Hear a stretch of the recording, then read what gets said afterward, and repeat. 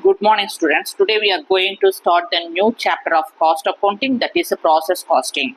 So, see here, you will have the simple process account. Under the simple process account, we will study about there is no with loss, without loss. With loss means there is a normal loss, without normal loss, normal loss with scrap value, normal loss without scrap value, with unit, without units, and with the stock, without stock. Finally, we are going to learn about the partial sale of output from each process. Okay, listen, let's take the process account. Process account records all the costs like material, labor, overheads or assigned to a production stage, and finally we determine the cost per unit and total cost of the output. Okay, let's take a simple process account. We discuss about the process account without normal loss. Okay, let's take the illustration sum number 1. Let's see the question. A product process two processes. Okay, let's take the manufacturing company. It produces a product. That product passes through two processes, that is process A and process B. Okay, but here they have given the detail about related to process A. Details only they have given here, that is direct material, direct wages, direct expenses and overheads. Okay, and input 1000 units and output also 1000 units, as there was no loss of unit. Okay, so in this illustration sum number 1, we are going to discuss about in process account without normal loss. Okay, what is meant by without normal loss? If you introduced 1000 input units, at the end of the process account you will get the same 1000 unit as the output. That is called no loss or no normal loss. Okay, so listen, in process account, what is the format for the process account? All the expenses will be entered on debtor side. On creditor side, we are going to enter only on normal loss, abnormal loss and output. Input you have to enter on debtor side. Input and all the cost, that means all the expenses we have to enter on debtor side. On creditor side, we have to enter normal loss, abnormal loss and output unit. Okay, let's come to the sum. Okay,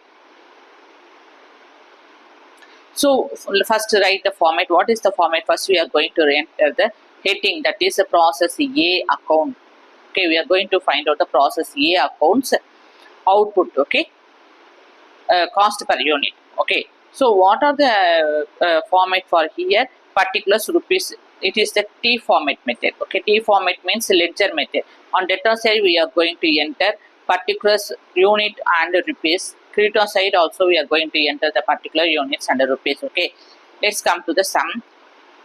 And from the question, from the data, we are going to enter all the expenses. What are all the expenses on process A? We have direct material, direct wages, direct expenses, overhead. It will be entered on these, and all expenses will be entered on debtor side. Always started on debtor side, always started the word to. Okay, and on creditor side we always started with the prefix word by, right?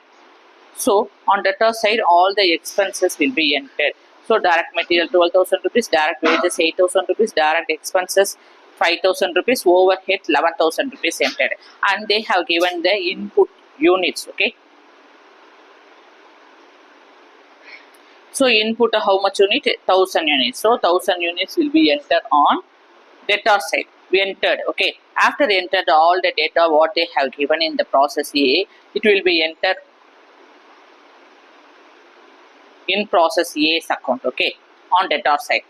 Then find out the total on debtor side. Creditor side we don't have any transactions. So let's come to debtor side to find out the total. In unit column the same 1000 units will be entered as the total 1000 units, and all the expenses after added you will get 36,000 rupees. At the end of the process A account, how much cost you have? The total cost of the process A account we have 36,000 rupees. Okay, so the same value will be, same total will be entered into creditor side 1000 units, and amount column, rupees column, we have to enter the 36,000 rupees. Okay, after enter the total on both the side, let's come to creditor side. There is no any transaction they have given the data related to creditor side. Let's come to close the account. How can you close the account? The same 1000 rupees we have to balancing the figure, right? So the same 1000 units we have to enter into unit column balancing figure, and the same 36,000 total we have to enter the 36,000 on creditor side for the balancing figure. Okay, so against this you are going to write by process B account.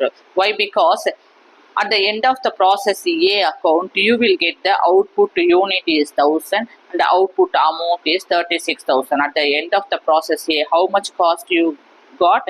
36,000 rupees. The total cost of the process A account is 36,000. The total output you received 1000 units, right? So there is no loss, because if you introduce in process A 1000 units as the input unit, at the end of the process A you got the same 1000 units as the output, right? So that is called no loss in this process. There is no any loss in this process, because if you introduce 1000 unit as the input, at the end of the process account you will get the same 1000 unit as the output. So total input unit is equal to total output unit. That is called no loss. Okay, so let's find out the cost per unit. How can you find out the cost per unit? Total cost divided by total units. Okay, that is for you will get the cost per unit. So how can you find out the cost per unit? We have the format for that. To find out the cost per unit, total cost divided by total units. Total cost, how much total cost we have? In process A we have 36,000 total cost and the output unit is 1000 units. Okay, after divided you will get 36 rupees cost per unit. Okay, so the cost per unit is 36 rupees. Okay, then listen, against this the output unit and total cost 36,000 will be transferred to process B account. So you are going to write by process B account, because this previous process account's output will be transferred to the next process account as the input. Okay, so that 1000 rupees, 1000 units in output and 36,000 total cost of the process A is to be transferred to the next account, which means process B account. Okay, within the bracket you should write transfer. Okay, so what is the cost per unit for this process A account?